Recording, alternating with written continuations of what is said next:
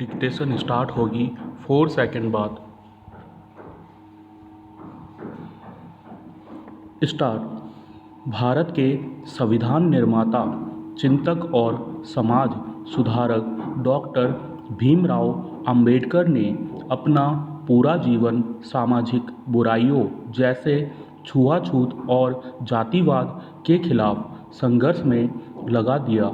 इस दौरान बाबा साहेब गरीब, दलितों और शोषितों के अधिकारों के लिए संघर्ष करते रहे। डॉक्टर भीमराव अंबेडकर के विचार और सिद्धांत उनके बाद आज भी भारतीय राजनीति के लिए हमेशा प्रासंगिक रहे हैं। वे एक ऐसी राजनीतिक व्यवस्था के चाहते थे जिसमें राज्य सभी को समान अवसर दे और धर्म, जाति, रंग तथा लिंग आदि के आधार पर भेदभाव न किया जाए। वे कहते थे कि जब तक आर्थिक और सामाजिक विषमता समाप्त नहीं होगी तब तक जनतंत्र की स्थापना अपने असली रूप को नहीं पा सकेगी।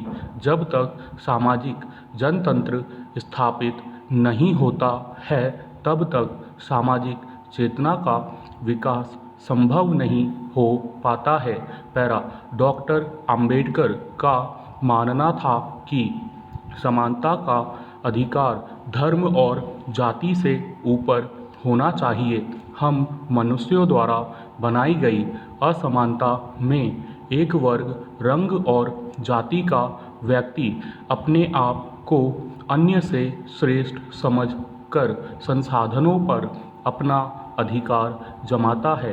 भारतीय संविधान के अनुच्छेद 14 से 18 में समानता का अधिकार का प्रावधान करते हुए समान अवसरों की बात कही गई है। अर्थव्यवस्था को मजबूत बनाने के लिए जिन संस्थानों को स्वतंत्रता के बाद स्थापित किया गया उनकी स्थापना में डॉक्टर अंबेडकर का अहम योगदान रहा। इनमें भारतीय रिजर्व बैंक भी शामिल है। पैरा। बाबा साहेब अंबेडकर ने वर्ण व्यवस्था को अवैज्ञानिक, अत्याचारपूर्ण, संकीर्ण और गरिमाहीन बताते हुए इसकी कटु आलोचना की थी। इन भेदभावों के खिलाफ उन्होंने व्यापक आंदोलन शुरू करने का फैसला किया।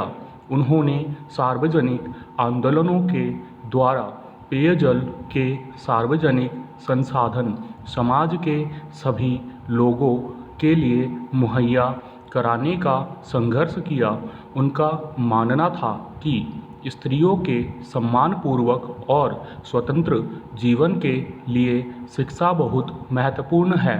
उन्होंने स्वतंत्र भारत के प्रथम विधि मंत्री रहते हुए हिंदू कोड बिल संसद में प्रस्तुत किया और हिंदू स्त्रियों के लिए न्याय सम्मत व्यवस्था बनाने के लिए व्यापक प्रावधान सामने रखे। हिंदू कोड बिल मसौदे को रोके जाने पर उन्होंने मंत्रिमंडल से इस्तीफा दे दिया। पैरा।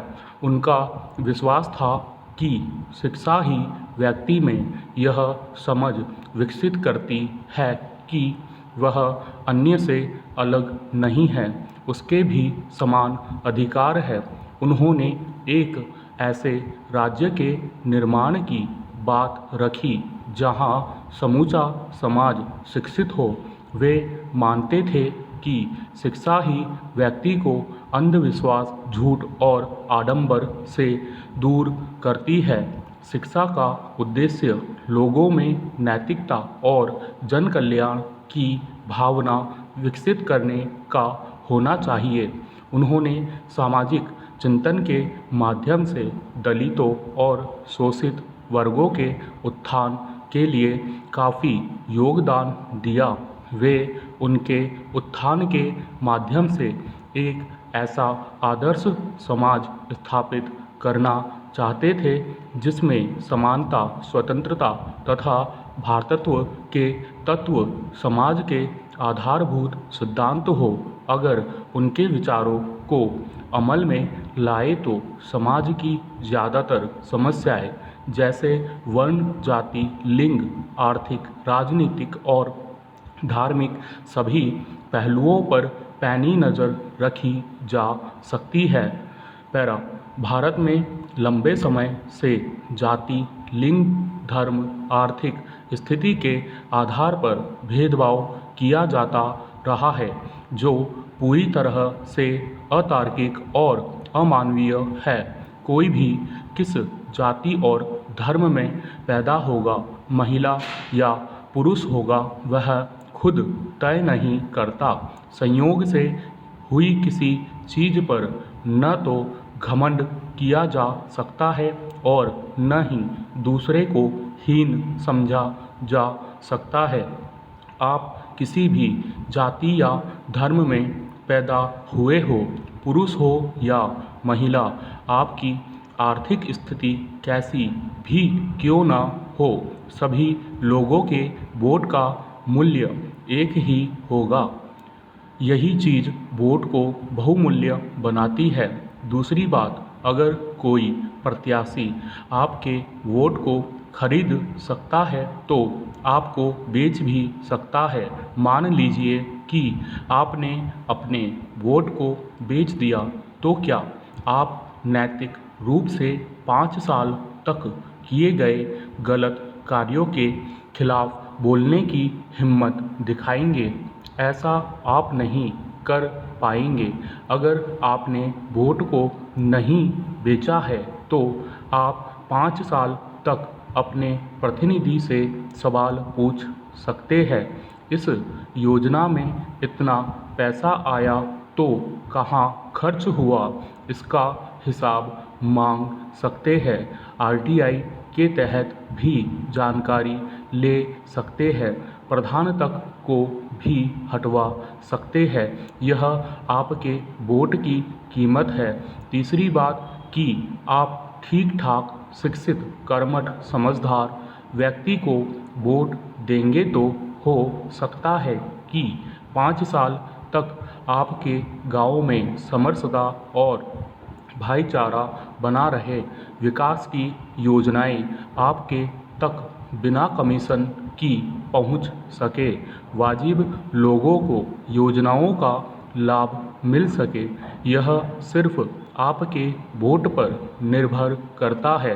फिर आपके वोट की कीमत है कि प्रत्याशी वोट के लिए आपके दरवाजे पर आता है, आपसे हाथ जोड़ता है, कभी पैर पकड़ता है। दरअसल आपके ही वोट से ही वह प्रधान, विधायक, सांसद से लेकर प्रधानमंत्री तक का सफ़र तय करता है। इसलिए वोट का प्रयोग सोच समझ कर करें। पैरा 4 अप्रैल 1968 को जब मार्टिन लूथर किंग जूनियर की हत्या हुई थी तो लगा था कि अब अमेरिकी समाज बदल जाएगा, मगर वह सब सपना था। हकीकत में अश्वेतों को उसी तरह का भेदभाव का शिकार होना पड़ रहा है जिसके खिलाफ मार्टिन लूथर किंग ने आवाज़ बुलंद किया था। सैकड़ों कालों को गोरे पुलिस वालों ने जान से मार डाला। पिछले साल जब जॉर्ज फ्लॉयड को श्वेत राष्ट्रवाद का शिकार बनाया गया, उसके बाद जो तीव्र प्रतिक्रिया हुई थी, उससे लगा कि अब ऐसा नहीं होगा।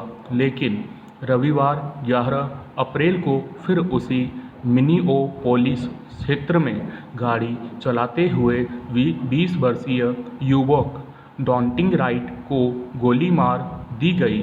पता नहीं गोरों को यह अधिकार कहाँ से मिला हुआ है कि वे जब चाहे जहाँ चाहे कालों को मार सकते हैं। देश का कानून उनका कुछ नहीं बिगाड़ सकता। यह किस तरह का लोकतंत्र है?